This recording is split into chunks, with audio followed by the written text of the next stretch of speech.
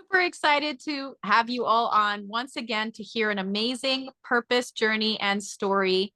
Today, I would love you to give a warm welcome to our special guest, Sandra. So excited to have you here, Sandra. Thank you for being on. Thank you for having me, Rose. I'm excited for this chat. All right. I'm super excited to hear your story. First, let's just see where in the world are you, Sandra? Well, right now I am in Miami, Florida. That's where I'm born and raised. Awesome. All right. Well, without further ado, I'm going to ask you to take us through your purpose journey and story. And we'll start off with those little aha moments that have led you to where you are, even if in the moments you didn't see them as your purpose steps. Looking back is always 2020. So Oh let's my take gosh. us to the beginning all the way up till today. And the floor is yours. Excited to hear your purpose story. Okay. I guess I'll start with about 10 years ago. I was actually living in Houston. I had left Miami because after college, I actually never wanted to be here. I know that's harsh to say because people love Miami, Florida, but I'm like, yeah. I think I got to that point where it's just like, I've been there, done that. I wanted a new environment. I wanted new challenges. I wanted to be around different people. Um, and so I had moved to Houston in 2013. So I moved to Houston in 2013, was there for 5 years. But in 2014, I was on this hustle and bustle, right? I was like, I have to make it. Like, I can't go back home. It's one of those things you don't want to go back home. People are like, I told you not to ever go. We knew you'd fail, right? So all of that craziness ended me up in the hospital in 2014, mid-July. I'll never forget it. I had thank goodness for my friend. Like I tell her, she saved my life, right? Because she came to visit me. I had asked her to get me something, and she saw me, and she was basically like, "You look like death." Like, and I was just like, "Oh, that's it's kind of yeah, that's not a good thing, you know." But all the while, I had been kind of going through it. Like I wasn't able to hold anything down. I was having kind of blackouts, but like me, I'm one of those people like, oh, just drink some water, get some rest, you'll be fine, right? So it really took her just helping me realize, okay, something might really be wrong. And she just told me the next day if I wasn't feeling so great to call her. I called her. She took me to the ER and they admitted me and were just like, we can't even get a sample, a urine sample from you because that's how dehydrated you are. So they rushed me to the hospital. I ended up in the hospital for a month and a day. I'll never forget it. The first couple of weeks, they were just trying to keep my fever down. They were trying to understand what was going on with my body, and they just couldn't. And I had 8 doctors. And I mean, like every part of my body, I had one. And to see people talking about you like you're not there was kind of freaky. Like, like 8 doctors, like, I don't know what's going on. Maybe we need to get to check this, or maybe we need to do that. Let's bring in the immune disease person. What about so it's just like, okay, yeah, I'm still here, y'all. You know what I mean? So I'm freaking out, not really knowing what's going on. Mhm. Finally, my fever does go down. Um, and all I remember is them giving me some type of medication. I was having a pain in my side. One of my friends was there, and she's the one that was able to call the nurse for me because I was just like in a lot of pain.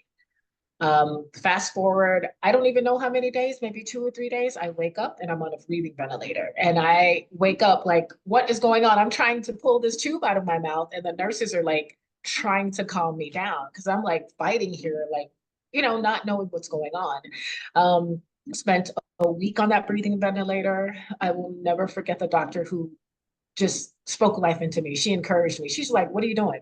I need you to be able to breathe on your own." After like I kept failing the breathing test, she would come in and check on me and be like, I need you to do this. Like you have more to live for. And at the time my mom and my sister were there. So my mom she's kind of broken, right? Because she's just like, man, I shouldn't have let you move to Houston. After this, you're coming back home. My sister's trying to be strong for all of us. And it was one of the scariest moments in my life, and also just one of the most life-changing moments in my life, right? And then I finally was able to, get off the breathing ventilator. I ended up in a room where there was a cross over the door in oil. And I was just like, oh, it made me feel like God is with me, through this whole entire journey. And I was so thankful for the people that were able to help me. And so the next battle was me fighting my mom to say, I'm not going back to Miami. She was just like, oh, no, yes, you are. And I was just like, no, I'm not. And thank goodness for a couple of people that I, had befriended there. And they were just, one was like my mother's age, close to my mom's age. She was like, I will watch over your daughter. I'll make sure that she goes to all her doctor's appointments. Let's just make sure that she gets better. And so I'm so thankful for her because I was able to stay in Houston another 4 years because of that. But as I was learning to kind of walk again and function as a normal person again, 3 weeks later, I get a phone call from a relative that I didn't even really speak to anymore saying, oh, my condolences about your dad. That's how I found out my father had passed away. And the day I found out, my sister had actually called one of my friends over to come to the house to just, I need someone to be there with her so she doesn't like completely break down. But I had already found out. So now I'm calling home, like, what is going on? Why did I get this message? What is going on? And that's when they broke the news to me that my father had just had a massive heart attack, and my mom found him outside of his mansion, which I was just like, at least he went down doing what he loved and what he enjoyed, right? So, in that short spirit period of time, those couple of months, I went through so much emotionally, mentally, physically, spiritually that I just didn't even understand. And something that took me years to get over was the day before my dad passed, he called me and I didn't answer the phone because I was at a doctor's appointment. But he did leave me a message. And in my mindset, I was just like, I'll call him tomorrow. But there was no tomorrow for me. So that time in my life, I feel like the last 10 years I have been trying to live for him because I mean, he was a healthy guy, you know what I mean? So for that to happen out the blue, it just really it took us all off guard. It was my dad and my mom and me and my sister. So he was surrounded by girls. We were his girls. And just to lose him was just, it was really hard. And it took me years to get over that guilt of not being able to say bye to him. Um, and just to, let him know I loved him. So fast forward, a lot has happened in that time. I got hospitalized again in 2018 because, like I said, I'm a stubborn person. This time it was only for, 4 days. And that's when they told me I had some pancreas and kidney issues and told me that I'd have to be on insulin for the rest of my life. So that was like a real shocker. Like, wait, what? I don't understand. I've never been, this sick. Um, and so, here we stand like about 6 years later, from that hospitalization in 2018. And I'm still on insulin, but I'm still living life, right? I haven't let that stop me. And then in 2021, January, I started traveling abroad like for months on end. And it's one of those things I had to get over people trying to keep me in this box of you're not healthy. You can't just be out here traveling like that, and it's so funny when you have family members and friends who are just like, well, what about doctors? What about this? What about that? I'm like, they have those in other countries, and sometimes it's better in those other countries. So it was a fighting process, but I'm so thankful that I didn't let the naysayers and the fear of others stop me from doing what I'm doing. And so I feel like that's, that I have to remind myself because a lot of the times I forget, but I'm so thankful. And it's like you said, hindsight is 2020, right? In 2018, I actually was like, I want to live abroad. I want to start traveling now. But if I had done that in 2018, I would have got really sick and probably have died somewhere overseas, instead of holding off until 2021 to actually do that. So I'm thankful. And there's some times, I'm not gonna lie, we all get to the point where we forget about that. But I'm like, I have to keep reminding myself of the progress that God has allowed me to make and where I'm gonna continue to go. And I'm just every time I travel, I'm just excited, right? I go to these other countries and I practice my Spanglish, is what I call it. And I come back with a different mindset about life and how to just operate it and how to define success and happiness and joy. And so I'm grateful for it. So beautiful. I love that you have taken, all that you've gone through and are now just taking the bull by the horns, just Yeah. living life and, getting to experience the joy, like you said, and changing your mindsets. And that's really the beauty of traveling to other countries and cultures is to help us change our mindset because it's easy to get stuck in our ways. So first of all, just thank you so much for sharing your journey and your story. I can definitely relate about, losing your father. That's, not easy for the whole family. And so yeah, and just persevering through going to the hospital and I it's funny, I just totally I have those same experiences in my life. And so, I see it's just a amazing gift to be here every day. So who does Sandra get to be today? And what do you get to give back? Well, I have been doing taxes for the last 15 years. And like I said, traveling for the last three and a half. So for me, um, I blend those two things. I enjoy those two things, but like the travel is the main thing, right? I want more women to start traveling. I want more women to put themselves first. I want more women to not let society dictate who they are. I am a single Black woman, no kids, no husband, but if you're out there, I'm here. Um, and I'm living life on my own terms. And in some aspects, society would say, like, I'm not whole because I don't have a partner, right? Or I don't have kids. But yeah, I stopped thinking that way because I'm like, my success is my success. Like my happiness is my happiness. I'm not gonna let society kind of dictate that. So like for me, I try to share my travels. I try to help other women. Like if they have questions about how did you get started, I let them know. Like it's not as hard as you think. And there's so many resources out there for them to do that. So that is my main thing. Go out and see the world. It will change you, even if it's just for a week, like you're in that local area outside of a resort, just really kind of breathing and living in how others live. It changes the way you think, especially when you come back to the States. Yes, absolutely. It's literally stepping out of the box and experiencing the rest of the, culture and life. So I absolutely agree. I've lived abroad and, it really makes you grateful for what we have here that we take for granted. Just our freedom, our ability, food, water, shelter, Hmm. easily available for others Yeah. in third world countries. So I completely agree and I'm behind you that as women, we need to get out and travel and experience life and not let the societies and families stop us and say, put us back, try to put us back in that box, which is what it is hard to stand up to our family and people that we care about and say, hey, no, I'm okay. I'm going to do this and I want your support and love. And if I don't get your support, I can still do this and still love you. Right. And so, yeah, so I love that beautiful blend of being able to be a professional and travel.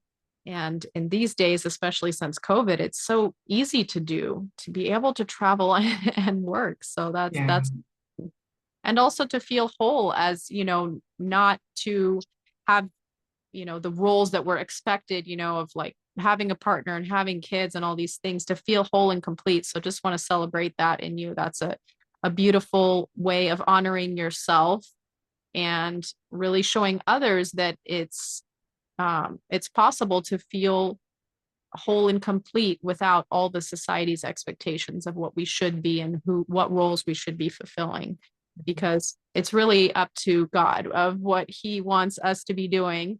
And we don't know why. We can Right. just only take the steps and trust that we're going in the right direction and doing what we're supposed to do and inspiring others along the way. So, Yeah. Yeah. yeah. Well, it's what would be some things that you would like to go forward in your purpose? What would be like a future vision of what you would like you I were saying? think for me, it's, to continue travel and continue sharing that and letting women know that they can do it. Um, my goal, like I said, is to find a home outside of the US because I just want something different. Like in the last decade, I've changed so much with what I thought I wanted to what, I really, what I need. I guess I should say that, what I need in my life. And so I'm working towards actually what I need. Like, I want more peace. I want more safety. I want better food. I want to be able to walk places. I want to have a better work-life balance. And so, I want to just try to be an advocate for other women to like, hey, if I can do it, you can do it too. And it's not as hard as we think. Um, but if you have like the right tribe or community behind you, listen, let them push you forward. Like say no to all the naysayers because they're going to be people out there that are going to say no, right?